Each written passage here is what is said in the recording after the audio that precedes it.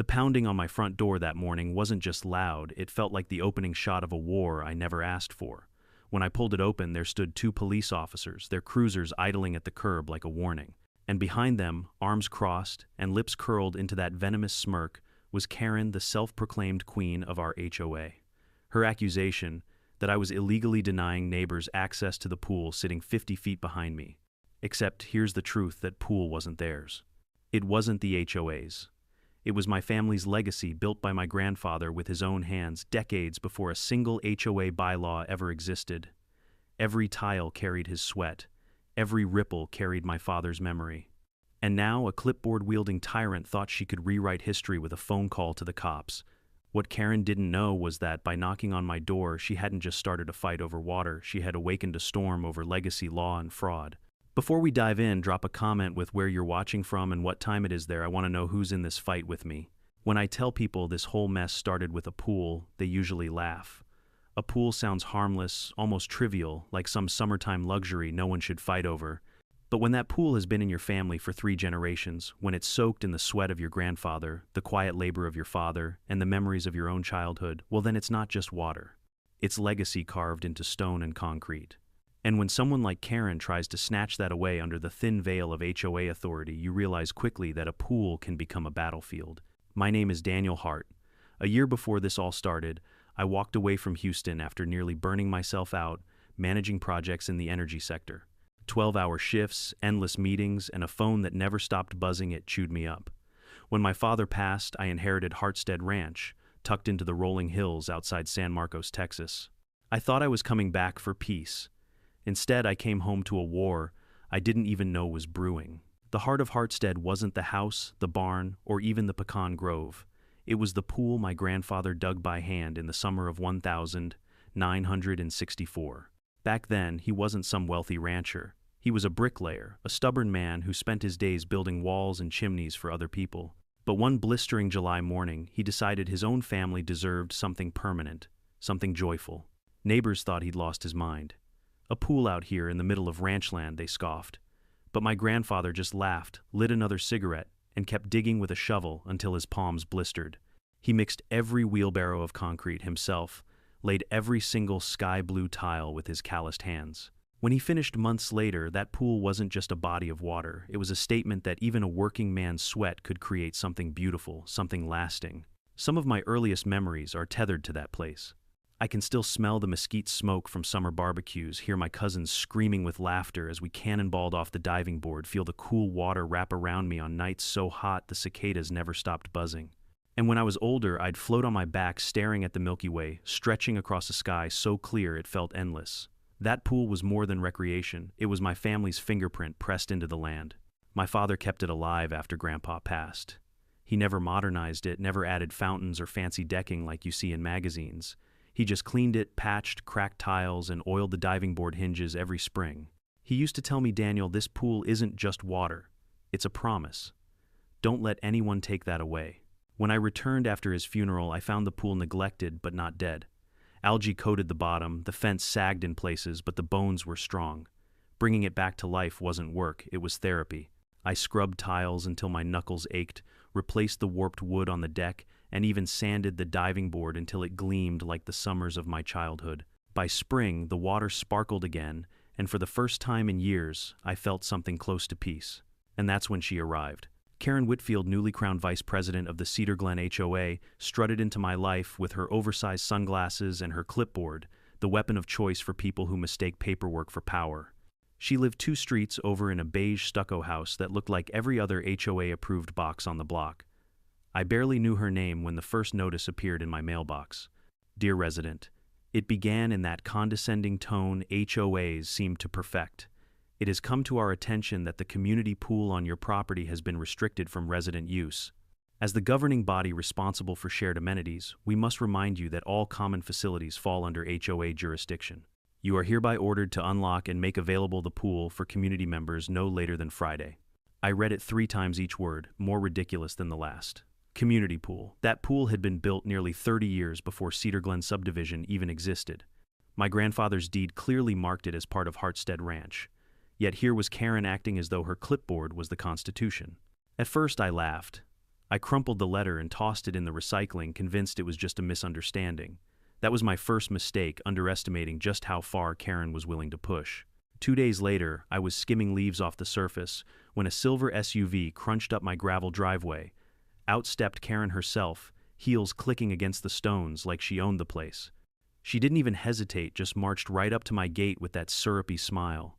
"Mr. Hart," she called, flipping through her clipboard. "We need to discuss the pool." I set down the skimmer, trying to keep my tone civil. "Morning. What about it?" "You've received our notice," she said smoothly. "The pool is a community amenity. Residents are beginning to ask why it hasn't been made accessible. As HOA vice president, it's my job to ensure compliance." Compliance. That word alone made my blood pressure tick up a notch. I took a deep breath. "Karen, this pool isn't community property. My grandfather built it in 1964. It's private, always has been." She gave a laugh, so fake it practically squeaked. "Oh, I think you're mistaken. Our maps show this parcel within HOA boundaries, which means the pool belongs to the association." I nearly burst out laughing. Their maps, I'd seen those flimsy plats before, HOA lines that stretched wherever it was convenient. Meanwhile, my deed stamped, signed, and filed with the county told the real story. "Those maps are wrong," I said flatly. "This pool is mine. End of discussion." Her smile thinned into something sharper. "If you refuse, you'll face daily fines, possibly even a lien. I'd hate to see your property tied up in court because of a simple misunderstanding." There it was, the threat. A trick I'd seen 100 times in corporate boardrooms: wrap intimidation in polite words and hope the other guy folds. But I wasn't about to fold to a woman who thought a clipboard gave her crown authority. "I think we're done here," I said, turning back toward the water. Her heels clicked closer. "The HOA takes non-compliance very seriously, Mr. Hart. If you won't cooperate, we'll escalate. Trust me, you don't want this to get ugly." I paused at the edge of the pool, sunlight rippling across the water my grandfather once poured under a brutal Texas Sunday. I looked back at her and let my voice drop calm and low. "Karen, you have no idea how ugly this is about to get for you." Her jaw tightened, but she said nothing. She scribbled furiously on her clipboard, retreated to her SUV, and sped off in a cloud of dust. The next morning, there it was, a bright orange violation notice taped to my gate. Failure to comply with community pool access requirements. Fines accruing at $500 per day until resolved. That was the moment I realized Karen wasn't just bluffing. This wasn't about a pool. This was about power, and she was about to find out she had picked the wrong man and the wrong legacy to mess with. The orange notice flapped against my gate like a flag of war. I pulled it down, smoothed the paper against my palm, and read the words again just to make sure I wasn't hallucinating. Failure to comply, fines accruing at $500 per day until resolved. I let out a dry laugh. $500 a day? For my own pool. It was so absurd it almost felt like a prank. But Karen wasn't joking. She had declared war, and she was bringing the full weight of her clipboard army to bear. That evening I called Ray, my neighbor, and one of the oldest ranchers still left in Cedar Glen. He'd lived there long before the subdivision sprouted up like weeds, back when the land was still pastures and pecan groves. He chuckled when I told him. "Karen thinks she owns your pool," he said, voice gravelly from years of cigars and country air. "Boy, that pool was splashing water long before she was bossing around lawn heights. Your grandfather poured that thing when I was just a teenager." Hearing him say, it lit a fire in me. I wasn't crazy. I wasn't being stubborn. I was standing on truth, and the truth had deep roots in this land. 2 days later, Karen came back. Not alone this time. She brought 2 other board members, both dressed in the kind of pastel polos and khaki pants that scream HOA royalty. They stood outside my gate, whispering and pointing like they were surveying a crime scene. Karen waved her clipboard like a conductor's baton before shouting through the fence.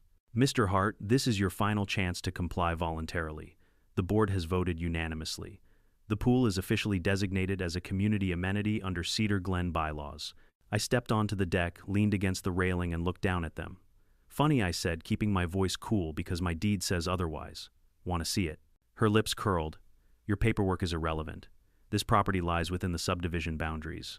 I raised an eyebrow. "Irrelevant. Last I checked, county records trump whatever doodles you keep on your maps."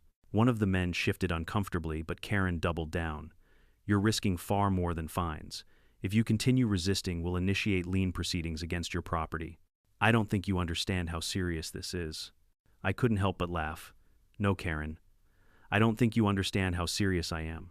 This pool isn't up for debate. You can tape 1,000 notices to my gate, and I'll use every single one as kindling for my barbecue pit." Her face reddened. She scribbled something furious on her clipboard before storming off, her khaki-clad entourage scurrying behind like ducklings. The very next morning another notice appeared, this one stamped in red ink. The fines had already accrued to $1,000. I tore it down and tossed it onto the growing pile on my kitchen counter. If Karen thought I was going to blink first, she had no idea who she was dealing with. But she wasn't finished. That Friday, I came home from a supply run to find something new bolted directly onto my fence. A shiny metal sign that read, "Cedar Glen Community Pool Rules. Hours, 10 a.m. to 8 p.m. No glass containers. No diving. HOA permit required." My jaw nearly hit the gravel. They hadn't just claimed the pool, they had branded it. As if on cue, a young couple from 2 streets over wandered up holding hands and looking confused. "So, are we allowed to swim now?" the husband asked sheepishly. Karen told us the HOA finally opened the pool. I clenched my teeth, forcing calm. "No," I said evenly. "This pool has never belonged to the HOA. They're lying to you." The wife frowned. "But we pay fees for it." Karen said it covers maintenance. There it was, the heart of the scam. The HOA had been collecting pool fees for years, funneling money into their coffers while pretending this backyard oasis was theirs. I went inside and came back with an old black and white photo. My grandfather stood beside the freshly built pool in 1964, cigarette tucked behind his ear, my father grinning on the diving board as a teenager. I held it up. This was taken almost 30 years before Cedar Glen HOA even existed. "You've been misled." The couple's eyes widened. They muttered apologies and shuffled away, clearly shaken. That's when it hit me. This wasn't just a power grab. Karen wasn't trying to open access for neighbors out of goodwill. This was a scheme, a con, wrapped in HOA stationery. And if residents started questioning where their money had really gone, Karen's empire of rules and fines might crumble faster than she realized. Later that night, I sat on the porch, staring at the water, reflecting the moonlight. I thought of my grandfather, of the sweat that soaked into this concrete, of my father patching tiles year after year, and I made a promise right then and there. If Karen wanted to fight for this pool, I'd give her a fight she'd never forget. I wouldn't just defend my legacy, I'd expose her lies for the whole neighborhood to see. I didn't know yet that Karen's little pool crusade was tied to something much bigger, something involving glossy brochures, developers with slick smiles, and a plan worth millions. But I'd soon find out, and when I did, I realized this wasn't just about keeping neighbors out of my backyard. It was about stopping an empire built on fraud. By the time the third notice showed up, this one stamped with bold red letters screaming, "Final warning," I had lost track of how many times Karen's clipboard army had tried to intimidate me. The stack of papers on my kitchen counter looked like a bureaucratic bonfire waiting to happen. Still, she wasn't slowing down. If anything, she was escalating. Saturday morning, I was raking pecan leaves out of the shallow end when I heard the familiar crunch of tires on gravel. I didn't even have to look up. Karen's silver SUV glinted in the sun like a chrome spear. She climbed out in crisp slacks, oversized sunglasses, and that ridiculous clipboard tucked under her arm like it was a sheriff's badge. But she wasn't alone. 2 more board members, different ones this time, trailed behind her. One was a stout man with a receding hairline and a polo shirt stretched across his gut. The other, a thin woman with a perpetually sour expression, carried a camera slung around her neck. Karen marched forward with the air of someone about to give a sermon. "Mr. Hart," she announced loudly, so even the pecan trees might hear, "you are in direct violation of Cedar Glen HOA regulations. The board is here to document your continued refusal to comply." I leaned on my rake, sweat dripping down my neck, and met her gaze. "Morning, Karen. You must be lost. This isn't Cedar Glen property, it's Hartstead Ranch." Her lips pursed. "That's your opinion." I barked out a laugh. "No, Karen, that's county records." She motioned to the woman with the camera. "Take photos. Document the pool, the fence, everything. We'll need evidence for when we file the lien." The woman raised the camera, but before she could snap a shot, I stepped forward and held out my phone. "Funny thing about trespassing," I said, tapping record. "It's illegal. And last I checked, documenting private property without permission falls into harassment. Smile for the sheriff's office." The camera woman froze. The stout man shifted nervously. "But Karen," she doubled down. "Go ahead, Daniel. Call them. The law will side with us. This pool has been used by residents for years, and we will not allow one selfish man to deny his community." I took a slow breath, forcing calm into my voice. Karen, you're bluffing. You know it, and deep down, your little board knows it too. This pool was built in 1964, 26 years before Cedar Glen HOA even existed. I've got the deed, the tax records, even newspaper clippings. What do you have? A clipboard and a couple of frightened sidekicks? The stout man's eyes darted to Karen, doubt creeping across his face. The woman lowered her camera. But Karen, God bless her stubbornness, plastered on a smug smile. Fine, she said coolly. Then consider this your last chance. Unlock the gate, allow resident access, or we'll escalate. Trust me, Daniel, you don't want us escalating. And with that, she spun on her heel, her entourage shuffling after her. The SUV door slammed. Gravel spat as she drove off. I dropped the rake, exhaling hard. My hands trembled not from fear, but from rage. Every word out of Karen's mouth dripped with entitlement, with arrogance. And I knew deep in my bones she wasn't bluffing about escalation. The following Monday, I found out exactly what she meant. It started with 3 sharp bangs on my front door. The sound rattled the old wood like a battering ram. I opened it half, expecting another orange notice taped to the glass. Instead, 2 uniformed police officers stood on my porch, their cruisers idling at the curb. And behind them, arms crossed, lips curled in that smug smile, stood Karen. Mr. Hart, one officer, began, voice steady but professional. We've received a complaint from the Cedar Glen Homeowners Association. They allege you're unlawfully restricting resident access to the community pool located on your property. I almost laughed. Community pool. There it was again, that absurd phrase. Karen loved to sling around like gospel. Officers, I said carefully, with all due respect, that pool is not community property.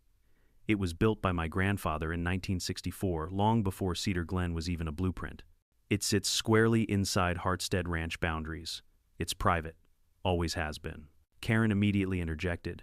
That's not true. Our maps clearly show the parcel falls under HOA jurisdiction. Residents have been denied their rightful use of a shared amenity. The officers exchanged a look. One shifted uncomfortably. The other pulled out a notepad. Sir, do you have documentation of ownership? Yes, I said firmly. Deed survey maps, tax records, the works.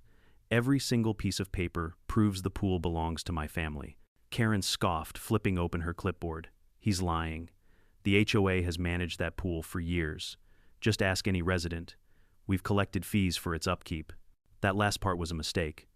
Both officers' heads snapped toward her. Fees, one asked. You've been collecting fees for a facility you can't prove you own. For the first time, Karen's confidence faltered. Her sunglasses couldn't hide the flash of panic in her eyes, but she quickly recovered. It's common practice. We ensure community integrity. He's the one disrupting harmony. I stepped aside, gesturing toward the backyard. You're welcome to see for yourselves, officers. Walk the property line. Look at where it sits. Then tell me if this looks like a shared amenity or a private ranch pool. The officers hesitated, then followed me down the gravel path. Karen trailed behind heels, clicking against the stones. When we rounded the corner, the pool shimmered in the sun, framed by pecan trees, and wrapped in a wooden fence that had stood for decades. One officer let out a low whistle. Doesn't look like any HOA pool I've ever seen. No community parking, no gate access, no signage, just a private pool. Karen's face darkened. Appearances can be deceiving. The HOA has authority regardless of what it looks like. I pulled out my phone. Officers, I'll provide you copies of my deed and property survey. If Miss Whitfield continues trespassing or attempting to enforce fraudulent claims, I'll be filing harassment reports. That got their attention. The notepad came out again. The older officer cleared his throat. All right. We'll document this as a civil dispute for now. But Miss Whitfield, unless you can provide legal ownership documents, I suggest you refrain from calling us over private property matters. Karen sputtered, her composure cracking. You don't understand. He can't just lock out residents. This pool has always been part of our community events. Then produce proof, the officer cut in flatly. Silence. Karen's jaw tightened, but she had nothing. Minutes later, the cruisers rolled away, leaving Karen fuming by her SUV. She turned on me, her voice dripping venom. You may have fooled them today, Daniel, but this isn't over. We'll escalate.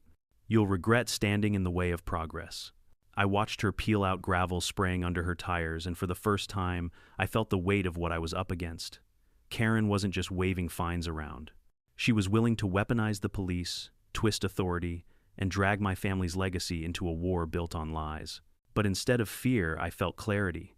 Because in that moment I knew two things. One, Karen had just overplayed her hand, and two, she had no idea how far I was willing to go to protect what was mine. The morning after Karen's stunt with the police, I woke up to find yet another bright orange violation notice plastered across my gate. The words practically glowed under the Texas sun: failure to comply, daily fines now, $750. My blood boiled. It hadn't even been 24 hours since two uniformed officers had told her to back off, and here she was doubling down like nothing had happened. I yanked the paper free, crumpled it into a ball, and hurled it into the growing pile on my kitchen counter. The counter looked less like a place for coffee mugs and more like evidence storage. That's when it hit me. This wasn't just nuisance paper. This was ammunition. Every notice, every bogus fine, every false claim could be the very rope Karen was using to hang herself. But she wasn't satisfied with paperwork. No, Karen had something flashier in mind. That Friday, I came home from the feed store and stopped dead in my tracks. Bolted right onto my wooden fence was a brand new, gleaming metal sign. Not some cheap printout this time. This thing looked professional, expensive, official. It read, Cedar Glen, Community Pool Rules Hours. 10 a.m., 8 p.m., no diving, no glass, containers HOA permit required. My jaw clenched so hard it hurt. They hadn't just claimed authority over my pool, they had branded it like a cattle thief trying to pass stolen property as their own. As I stood fuming, two neighbors wandered up, a young couple from the other side of the subdivision. They looked at me sheepishly, the husband scratching the back of his neck. Hey, Daniel, he asked cautiously. So, are we allowed to use the pool now? Karen said. The HOA finally got things straightened out. I forced myself to breathe. No, this pool has never belonged to the HOA. They're lying to you. The wife frowned. But we've been paying fees for it. Karen said the money went to maintenance. I almost laughed at the bitter irony. There it was, the heart of the scam. Karen and her clipboard cronies hadn't just been waving notices around, they'd been collecting cash. My neighbors were footing the bill for a lie, and no one had bothered to question it until now. I disappeared inside for a moment and came back with an old family photo.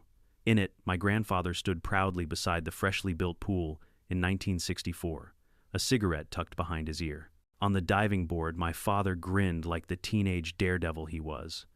I held it up. This was taken almost 30 years before Cedar Glen HOA even existed. That sign on my fence, it's fraud. You've been misled. The couple stared at the photo, eyes wide. They muttered apologies and hurried off, but their shaken expressions told me something important. A crack had formed in Karen's carefully painted facade. And cracks have a way of spreading. The very next day, Ray came by carrying a shoebox full of old clippings. Figured you could use these, he said, setting it on my kitchen table. Inside were yellowed newspaper articles from the 60 seconds and 70 seconds. One headline read, Local Family Builds Pool on Ranch Property, Neighbors Invited to Swim. The photo beneath it showed my grandfather standing proudly, a garden hose in one hand and a stubborn grin on his face. Proof, Ray said simply, long before Karen, long before her HOA, this is yours. I felt my throat tighten. It wasn't just proof. It was history preserved in brittle paper and fading ink. That night, as I sifted through the clippings under the kitchen light, I noticed something else. Alongside the articles were flyers. Glossy, modern flyers, clearly not from Ray's shoebox. My pulse quickened as I read the bold title across the top. Cedar Glen Phase 2, Luxury Expansion. The mock-ups on the flyer made my stomach turn. Tennis courts, a clubhouse, manicured lawns, and front and center a swimming pool. Not just any pool. My pool. Same outline, same fence line, even the pecan trees in the background. They hadn't even bothered to change the details. They had photoshopped my backyard into their marketing material. Ray jabbed a finger at it. Look familiar, they're mailing these all over. Investors are sniffing around. Guess who's funding it, folks, with deep pockets? I sank into a chair, the paper crumpling in my fist. It wasn't about neighborhood access. It wasn't about residents wanting to swim on hot days. Karen was laying the groundwork for a land grab. She wasn't just bullying me, she was selling my family's legacy to developers who were already writing checks. By the following week, things escalated further. I found 3 more violation notices, each more ridiculous than the last. Unapproved fencing, obstructing community access, failure to maintain pool to HOA aesthetic standards, unauthorized gatherings near pool facility. The last one nearly made me choke on my coffee. Unauthorized gatherings meant me and Ray sitting on the deck drinking iced tea. Then came the cherry on top. A certified letter claiming the HOA intended to pursue lien action, if I didn't comply. My father's words echoed in my mind, "Don't let anyone take this away." I stared out at the pool under the evening sky, the surface shimmering under a half moon, and I knew I couldn't keep playing defense. If I wanted to protect this legacy, I had to flip the script. So I picked up the phone.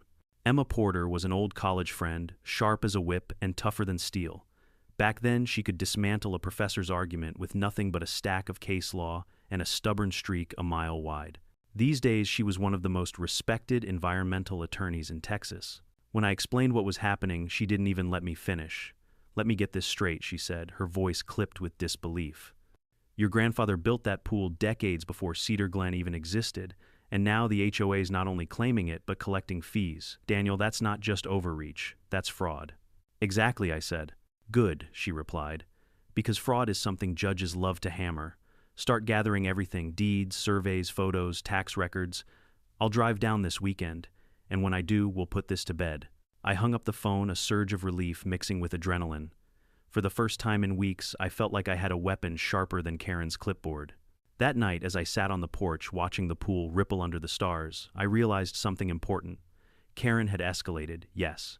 She had called the police, taped notices, even branded my fence. But in doing so, she had handed me the perfect stage to expose her. Because bullies only win when no one pushes back, and I was about to push harder than Karen Whitfield had ever imagined. By the time Emma pulled into my driveway that Saturday morning, Hartstead Ranch looked less like a quiet family property and more like a war room. The dining table was buried under stacks of documents, my grandfather's deed survey maps yellowed at the edges, tax receipts spanning 5 decades, and Ray's shoebox of brittle newspaper clippings. Every violation notice Karen had ever taped to my gate was spread out in neat rows, orange and red, like a trail of breadcrumbs leading straight to her fraud. Emma stepped out of her car in boots, and a blazer her auburn hair pulled into a no-nonsense ponytail. She surveyed the pile of paperwork and let out a low whistle. "Well," she said, "Karen really did you a favor. She's been building our evidence file for us." I laughed bitterly. "If she keeps at it, I'll have enough for a whole law school library." Emma didn't waste time.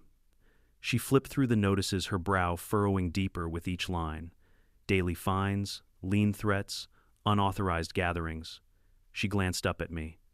"Daniel, this isn't just intimidation. This is systematic harassment. And paired with those flyers, it crosses into outright fraud." I handed her one of the glossy brochures Ray had found in his mailbox.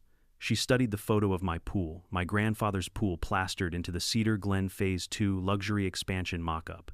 Her lips tightened. "They actually photoshopped your property into their development pitch.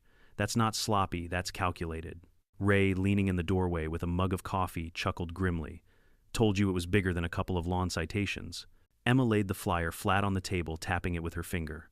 "If they've been collecting resident fees for maintenance on this pool, and at the same time marketing it as part of an expansion they don't own, that's misrepresentation on multiple levels.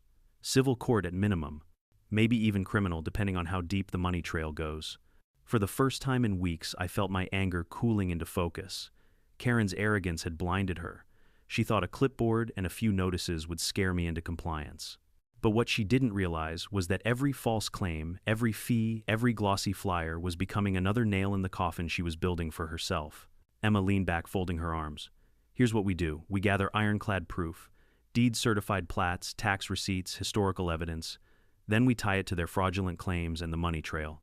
You'll walk into court not as a homeowner complaining about harassment, but as the victim of a coordinated fraud scheme. Judges love clarity." Ray chuckled.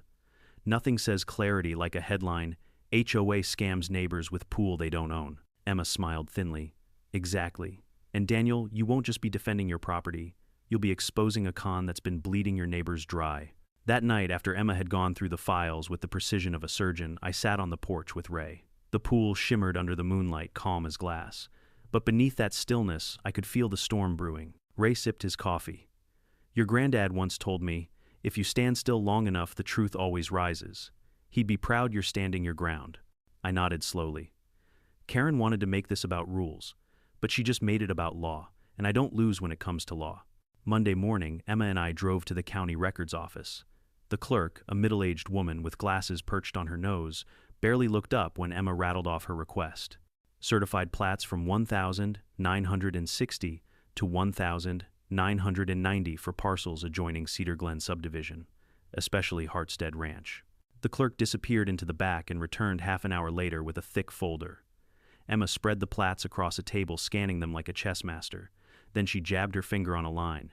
Here. Cedar Glen's boundary stops a quarter-mile short of your fence line. Hartstead Ranch isn't just outside their control, it's explicitly excluded. She slid the map toward me, her eyes gleaming. Daniel, this isn't a gray area. This is black and white. The HOA has zero jurisdiction over your property. And if they've been charging residents fees based on these lies, that's textbook fraud. The clerk, overhearing, raised her brows. You mean they've been collecting dues for something outside their boundaries? That's a problem. A big one. By the time we left, Emma had certified copies tucked neatly into her briefcase. This, she said, is our sword. Karen's been bluffing with a dull butter knife. Now we've got steel. Back at the ranch, I found a fresh notice taped to my gate, this one threatening legal action if I didn't restore community access. I peeled it off, added it to the pile, and snapped a photo. Each notice was becoming less of a threat and more of a confession. That evening, Emma spread our growing arsenal across the dining table again. She arranged the deeds, plats, tax records, photos, and flyers like puzzle pieces falling into place.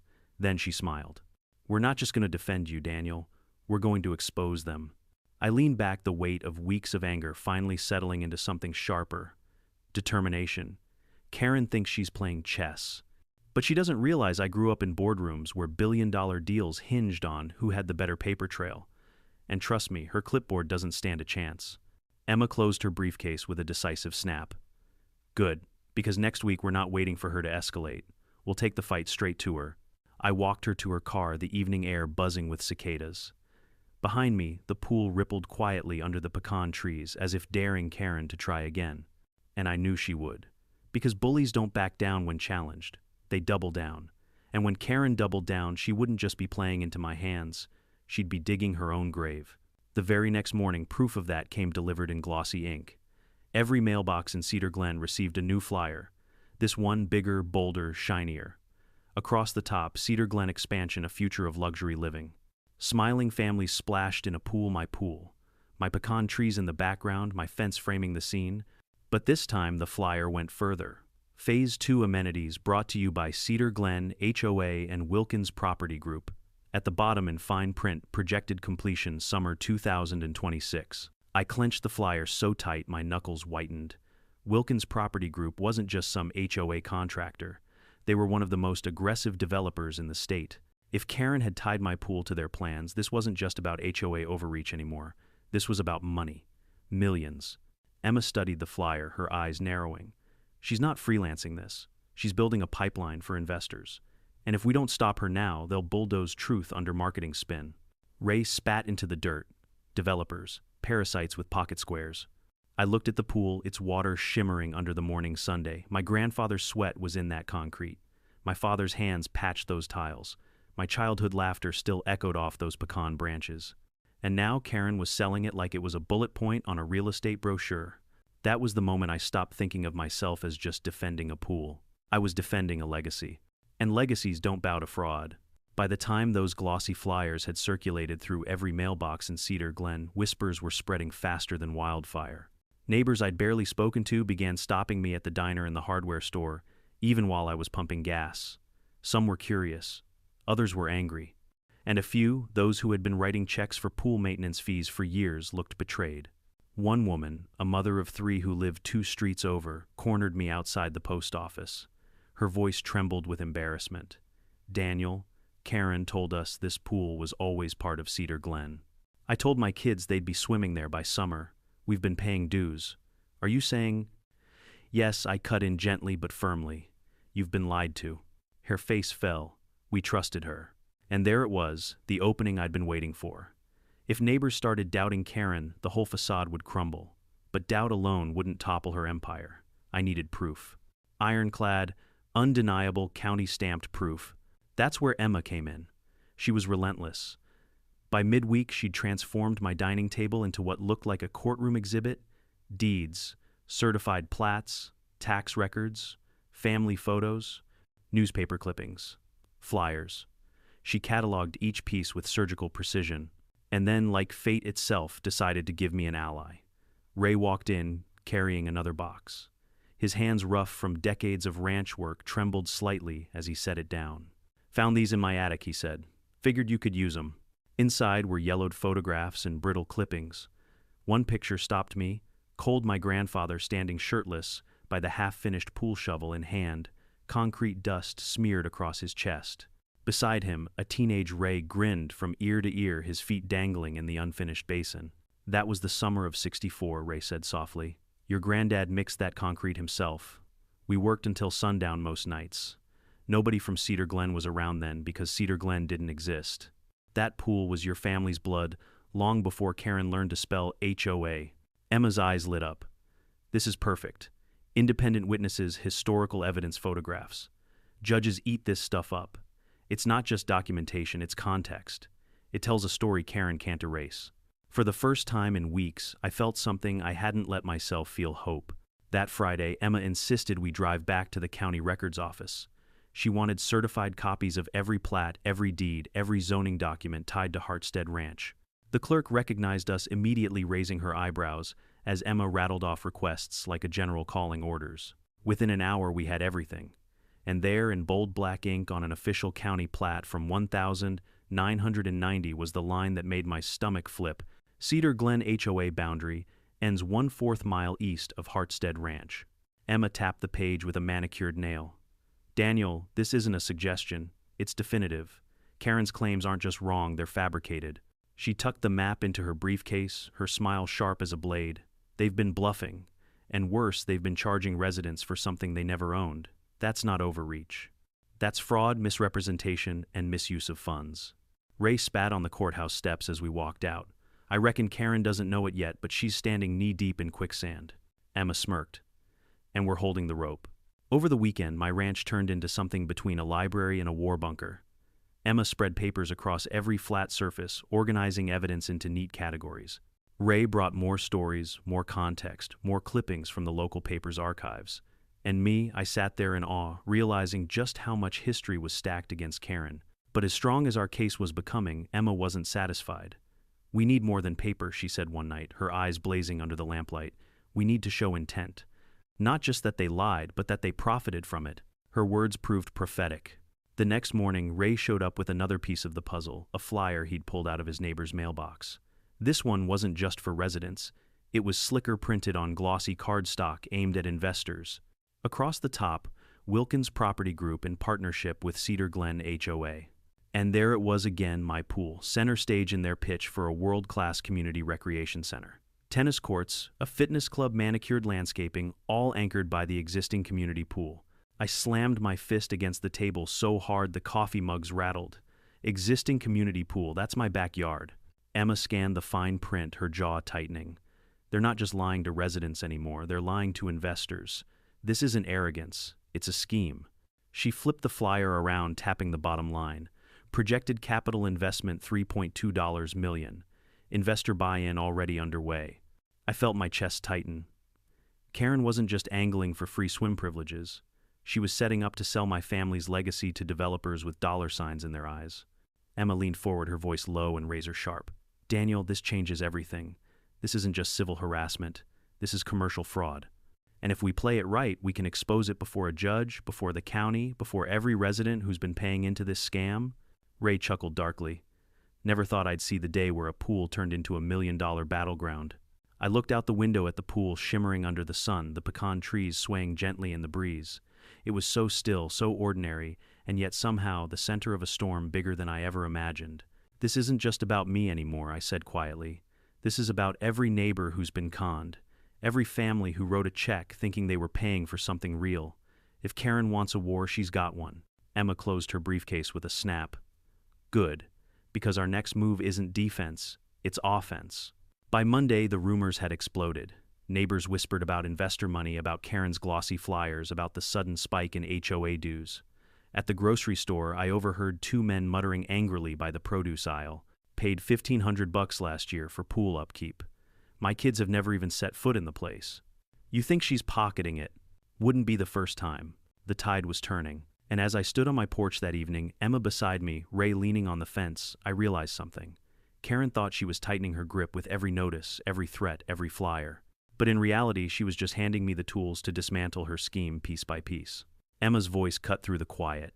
When we're done, Daniel, she won't just lose this fight. She'll lose everything, her authority, her credibility, and maybe even her freedom. I nodded slowly, eyes fixed on the pool. Good. Because this isn't just about a pool anymore. This is about legacy. And legacy doesn't bow to fraud. The Cedar Glen Community Center had never been so full. Folding chairs scraped against the tile as residents packed shoulder-to-shoulder murmurs, echoing off the low ceiling. Normally, HOA meetings were sleepy affairs, half a dozen bored homeowners listening to Karen drone about mailbox paint colors. But tonight was a spectacle. And at the center of it stood Karen, clipboard clutched like a royal scepter, her voice dripping with the authority she thought she still had. Phase 2 of Cedar Glen, she announced with theatrical flair, will bring unprecedented amenities to our community. A modern clubhouse, tennis courts, and of course the jewel of our neighborhood, the community pool. The projector behind her flickered to life, showing glossy renderings. Children splashed in water that I knew all too well. My pool, my pecan trees, my fence line. For a moment the room buzzed with impressed murmurs. But then a hand shot up in the middle row. An older man with silver hair and a sharp tone asked, "Where exactly is this pool, Karen? Looks an awful lot like the one on Mr. Hart's ranch." Karen didn't flinch. "It is adjacent to Mr. Hart's parcel," she said smoothly. "As you all know, this facility has always been a community amenity.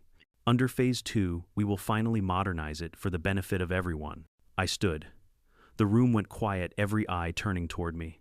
My heart pounded, but my voice came out steady, cutting like glass. That facility is Hartstead Ranch property. It has never belonged to this HOA.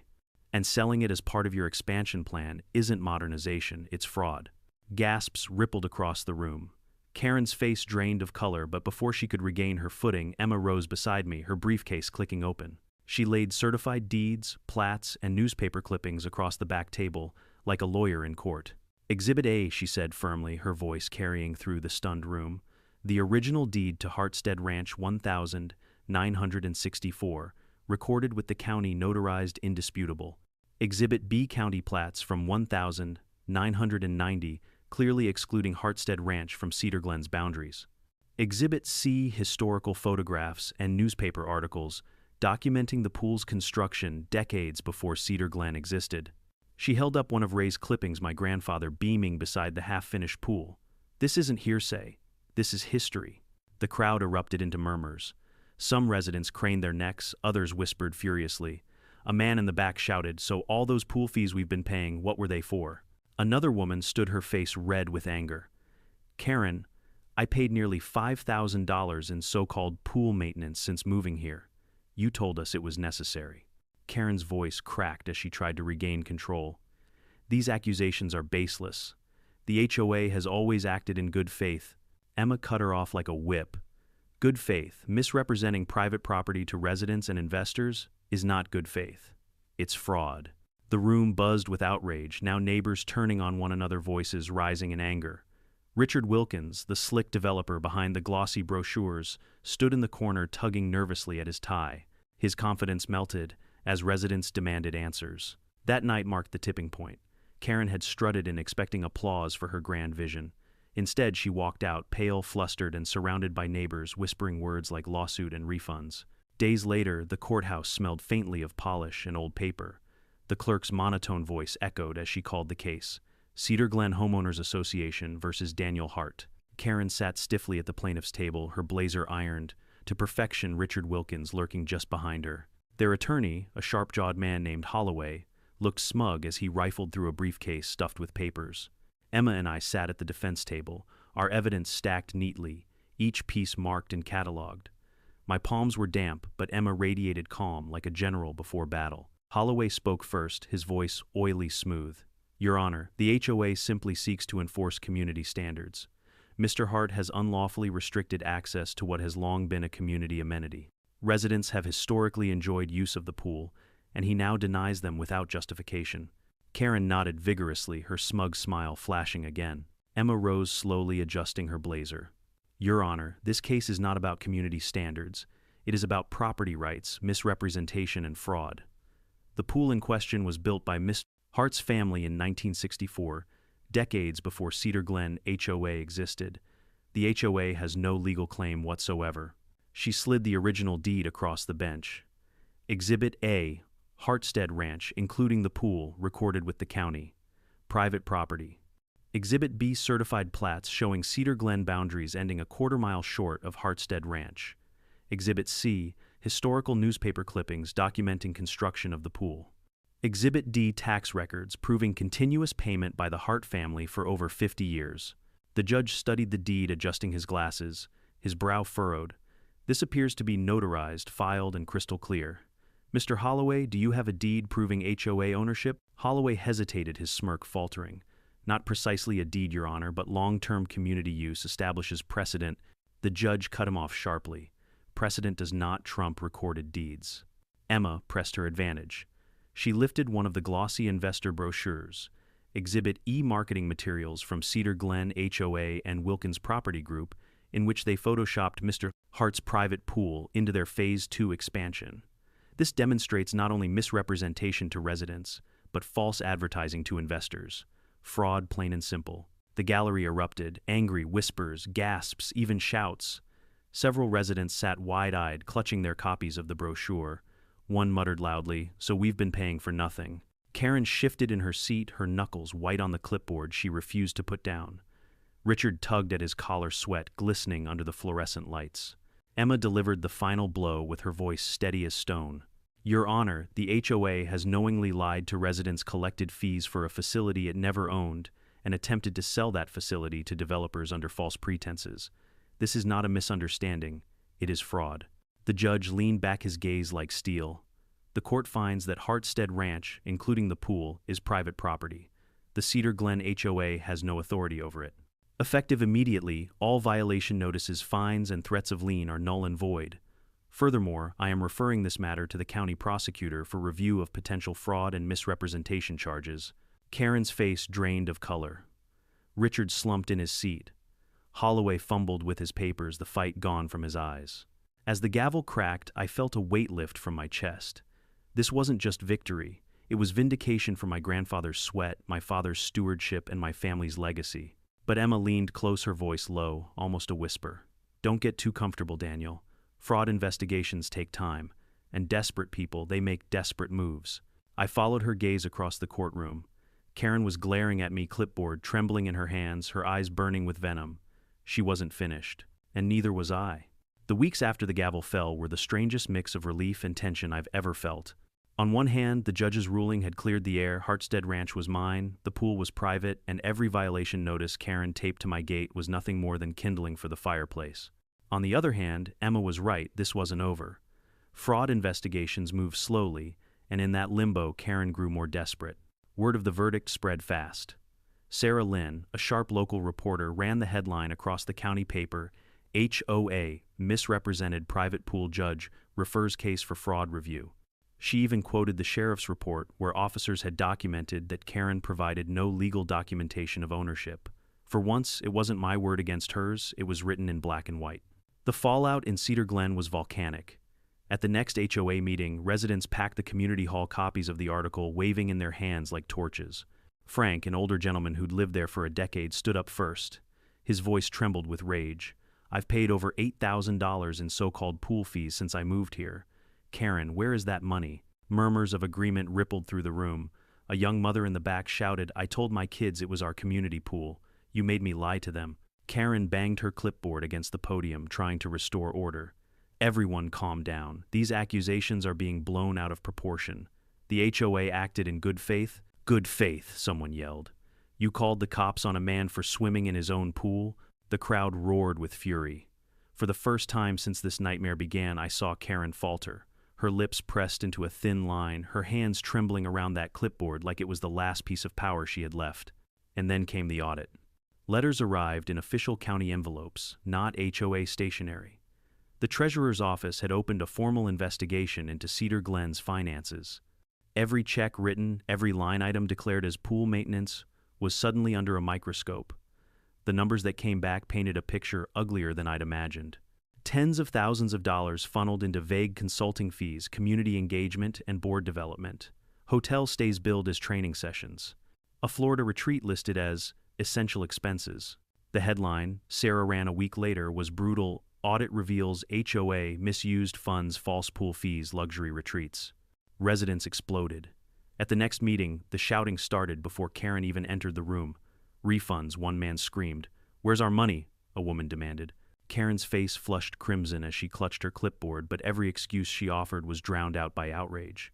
Even Richard Wilkins wasn't spared. Residents cornered him in the back, waving investor brochures in his face. You lied to us. You lied to everyone, one man growled. The pressure spilled beyond HOA meetings. Social media lit up with memes mocking Karen's bogus community pool rules sign. Neighbors who once parroted her talking points now laughed at her clipboard authority. The local TV station even ran a segment. They filmed me on my porch, the pool shimmering in the background, while I said calmly, "This was never about denying neighbors joy. It was about truth. Property rights matter. No one, not even an HOA, can take what they don't own." The clip went viral across the county. My phone buzzed with messages, some thanking me, others sharing their own HOA horror stories. What had started as one woman's crusade had cracked open something larger, a collective resentment against years of petty tyranny. Within weeks, half the HOA board resigned, unwilling to stand beside Karen as her empire crumbled. At the next meeting, she entered the hall, late head held high but eyes darting nervously. The moment she opened her mouth, residents drowned her out with boos. One man slammed the sheriff's report onto the podium. "This is official. You lied to law enforcement and you humiliated all of us." Karen's voice wavered as she tried to respond, but the room had turned against her. The queen of clipboards now looked like what she truly was, a fraud caught in her own web. The county prosecutor didn't let the matter rest. Subpoenas flew. Emails were seized. Every HOA record from the past decade was dragged into daylight. Richard's investors, furious at being conned, filed lawsuits of their own. One particularly angry developer told the press, "We were promised exclusive rights to amenities the HOA never owned." This was deception, plain and simple. By the end of that summer, Cedar Glen HOA was in shambles. Karen was no longer leading meetings. She was consulting with her lawyer, dodging reporters outside the courthouse. Richard's house sat empty, blinds drawn, whispers swirling about him, fleeing back to Florida. And the clipboard that once gave Karen her swagger, it became a punchline photoshopped into memes, captioned "Rules for a pool you don't own." Through it all, the pool remained still, unbothered, reflecting the pecan branches above, as if mocking the chaos. I decided it was time to reclaim it, not just for myself, but for the meaning it once held. With Emma's help, I established the Hartstead Pool Trust. Not a gimmick, not an HOA trick, but a framework that kept the pool firmly in my family's hands, while allowing respectful, limited access to neighbors. We carved a wooden sign with my grandfather's initials and placed it at the gate alongside a plaque in honor of Samuel Hart, who built not just a pool, but a legacy of respect. When we opened it, there were no glossy flyers or empty promises, just families arriving cautiously, asking permission, cleaning up after themselves. Kids splashed in the shallow end while their parents lounged on picnic blankets.